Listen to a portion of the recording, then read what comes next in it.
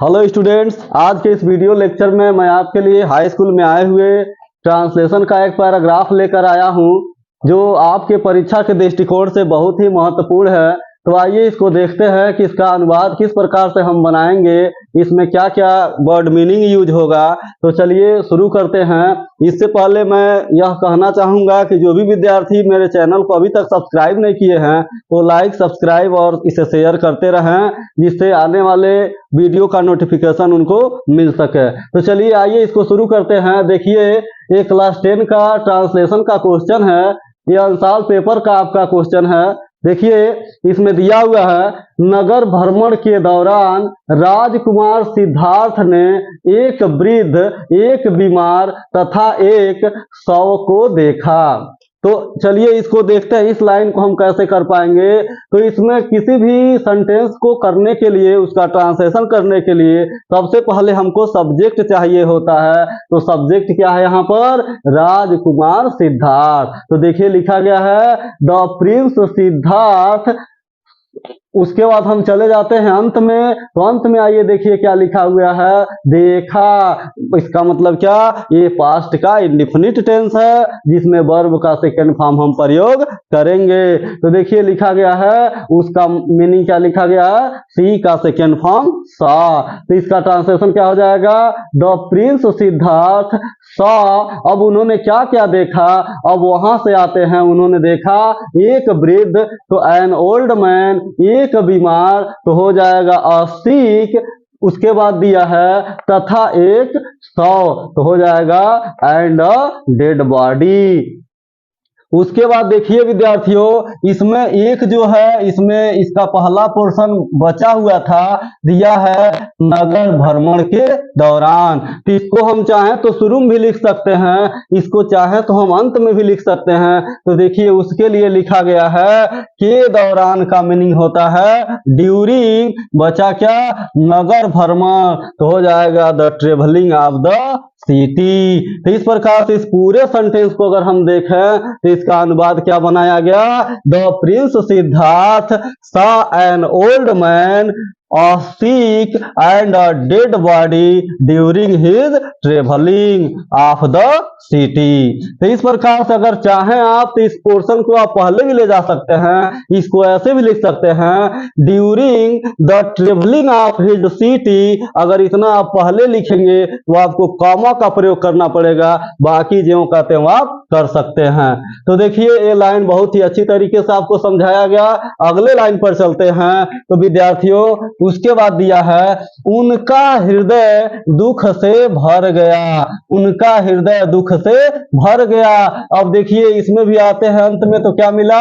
ये भी वाक्य जो है पास्ट इंडेफिनिट टेंस का है, इसलिए अब पहले इसमें सब्जेक्ट क्या है? सब्जेक्ट है उनका हृदय। तो उनका हृदय के लिए लिखा क्या गया है? His hurt.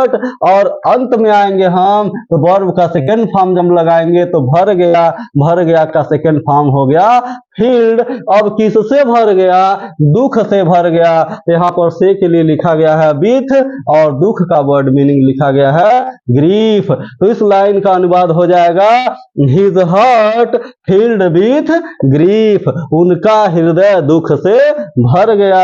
आइए स्टूडेंट्स अगले लाइन पर चलते हैं। अगला लाइन क्या है? अगला लाइन है उन्होंने निश्चय किया कि वे लोगों को उस दुख से निकालने का कोई रास्ता ढूंढेंगे। तो देखिए इसमें हमको पहले सब्जेक्ट चाहिए, तो सब्जेक्ट क्या है? उन्होंने। तो उन्होंने का मीनिंग क्या हो जाएगा?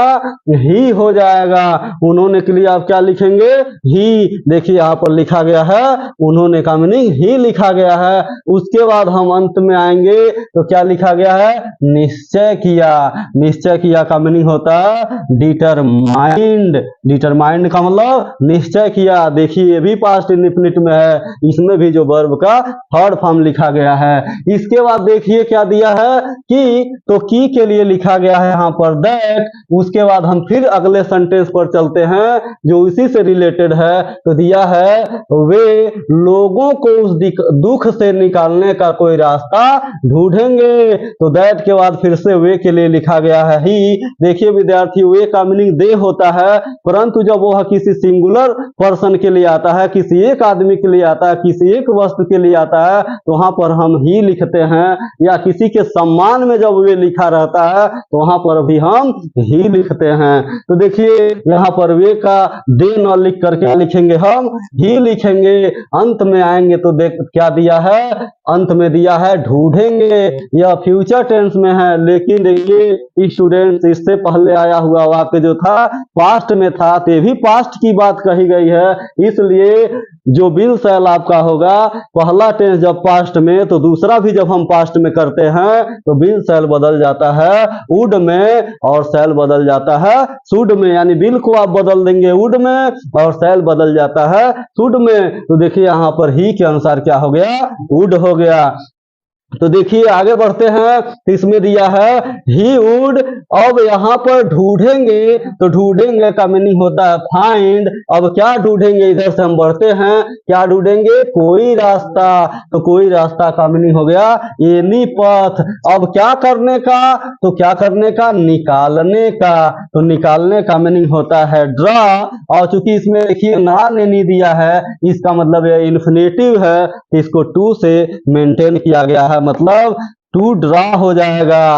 अब क्या आगे बढ़ते हैं, फिर यहाँ देखिए से दिया हुआ है, तो से का मीनिंग आपके लिए क्या लिखा गया है, मतलब फ्रॉम तो लिखा गया है, लेकिन किसको निकालने का उन्होंने निश्चय किया, तो किसको, द पीपुल, यानी यहाँ पर लोगों को उन्होंने इस दुख से निकालने का निश्चय किया। तो चलिए इसको फिर से करके देखते हैं, तो हो जाएगा he would find any place to draw the people, यानी लोगों को निकालने का निश्चय किया, किससे, फ्रॉम दैट ग्रीफ, यानी वहां पर दिया है उस दुख, तो यहाँ पर हो जाएगा दैट ग्रीफ। अब यहाँ पर देखिए से के लिए लगाया गया है फ्रॉम। तो इस प्रकार से लाइन कंप्लीट हुआ।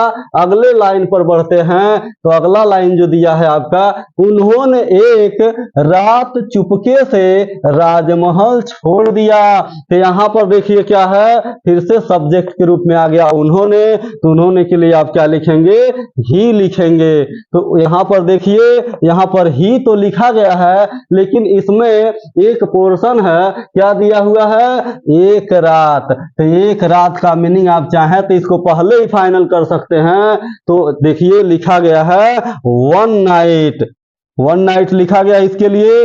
उसके बाद क्या हो जाएगा, यहाँ पर कॉमा हो जाएगा। इसके बाद क्या करेंगे आप सब्जेक्ट से निरंतर आगे बढ़ेंगे। तो सब्जेक्ट क्या है, वे, उन्होंने, तो उन्होंने का मीनिंग हो गया ही। अब जाएंगे हम लास्ट में, तो लास्ट में क्या है, छोड़ दिया। देखिए एक रात को हम बाहर निकाल दिए हैं पहले ही, तो वन नाइट हो गया, कॉमा हो गया है। उसके बाद उन्होंने के लिए हम ही लिखे हैं, अंत में गए हैं, तो क्या मिला यहाँ पर, छोड़ दिया। तो छोड़ देना का वर्ड मीनिंग क्या है, लीव। लेकिन चूंकि इसको जब हम सेकेंड फॉर्म में लिखेंगे, क्योंकि पास्ट में है ये वाक्य, तो यहाँ पर लीव का सेकेंड फॉर्म होता है लेफ्ट। तो यहाँ पर हो गया लेफ्ट। अब क्या छोड़ दिया, तो क्या छोड़ दिया, द पैलेस। पैलेस का मतलब राजमहल। कैसे छोड़ दिया, तो कैसे छोड़ दिया, चुपके से छोड़ दिया। तो चुपके से का मीनिंग होता है सेक्रेटली। किस तरीके से छोड़ दिया, चुपके से, तो हो गया सेक्रेटली। अब यहां भी फुल स्टॉप हो जाएगा। अब आगे अगले लाइन पर चलते हैं, तो देखिए अगला लाइन दिया है, गहन चिंतन के पश्चात उनको इसका समाधान मिल गया। पहले देखिए हम यहां तक बनाते हैं, तो दिया है गहन चिंतन के पश्चात। तो इस वाले पोर्शन को किस, कभी भी अगर इस तरह का वाक्य आता है, इस वाले पोर्शन को हम पहले लिखते हैं। तो देखिए लिखा गया है कि पश्चात का मीनिंग आफ्टर। अब किसके पश्चात, अब इधर हम बढ़ेंगे, किसके पश्चात, गहन चिंतन। तो हो जाएगा गहन चिंतन का मीनिंग डीप थॉट।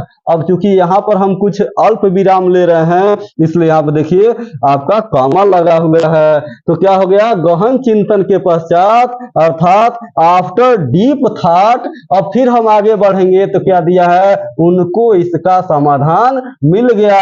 उनको किसको, राजकुमार सिद्धार्थ को। तो यहाँ पर उनको के लिए हम क्या लिखेंगे, ही लिखेंगे। अंत में आएंगे, तो अंत में आएंगे तो यहाँ क्या, मिल गया, मतलब वे क्या किए, उसका समाधान पा लिए, तो समाधान का पाना का मीनिंग होता है फाइंड। लेकिन जब हम सेकेंड फॉर्म में लिखेंगे, क्योंकि ये पूरा का पूरा सेंटेंस जो अधिकतर पास्ट इंडेफिनिट में आया हुआ है, इसलिए हमेशा वर्ब का सेकेंड फॉर्म लगाना पड़ रहा है। तो देखिए यहाँ पर फाइंड का सेकेंड फॉर्म है फाउंड। अब क्या फाउंड किए?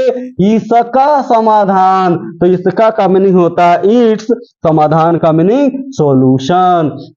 आगे बढ़ते हैं। यह लाइन जो था और से जुड़ा हुआ था, तो और का मीनिंग यहाँ पर लिख दिया गया है एंड। अब फिर हम दूसरे लाइन को देखेंगे, तो दिया है वे गौतम बुद्ध के नाम से जाने जाने लगे। तो यहाँ पर देखिए एंड को लिखने के बाद फिर यहाँ पर वे आया है, तो वे के लिए हम क्या लिखेंगे? ही लिखेंगे। तो ही हो गया। अब अंत में आएंगे तो जाने जाने लगे, मतलब यह वाक्य जो है आपका पैसिव वॉइस में है, उनको व्यक्तियों के द्वारा, लोगों के द्वारा गौतम बुद्ध के नाम से जाना जाने लगा। इस कंडीशन में क्या है? ये वाक्य जब पास्ट इंडेफिनिट में होता है तो उसको हम पास्ट कंटिन्यूअस के रूप में अनुवाद करते हैं। तो ही के बाद देखिए आवाज आया है, और आप जानते हैं हमेशा पैसिव वॉइस में वर्ब का थर्ड फॉर्म लगता है। तो नो का थर्ड फॉर्म जानना, जानना का थर्ड फॉर्म हो गया नो। अब किससे जाना जाने लगा? जब भी इस तरीके से आता है कि कोई भी वाक्य, तो उसमें लिखा जाता है अगर किसी को किसी नाम से जाना जाने लगता है, तो वहां पर इसके लिए होता है phrase by the name of. यहां पर लिखा गया है बाय द नेम ऑफ। अब उनको इस नाम से जाना जाने लगा, किस नाम से? गौतम बुद्ध। तो हो गया by the name of Gautam Buddha. तो इस प्रकार से देखिए ये पूरा जो सेट था, इसको मैं बहुत ही अच्छी तरीके से आपको करके दिखा दिया। कहां कहां कौन से वर्ड मीनिंग का प्रयोग होगा, कहां किस पोर्शन को कहां लिखना है, कहां सब्जेक्ट है, ये हम बता दिए। किस प्रकार से अंत में जाना है, कैसे कैसे शब्दों को आगे बढ़ाना है, तो पूरा मैं बहुत ही विधिवत तरीके से इसको बता दिया। इस प्रकार से मैं समझता हूं कि यह वीडियो आपके लिए बहुत ही उपयोगी होगा। इसलिए इसको निरंतर इस तरीके के वीडियो को देखने के लिए मेरे चैनल को लाइक, सब्सक्राइब और अपने दोस्तों, अपने फ्रेंड्स के पास शेयर कर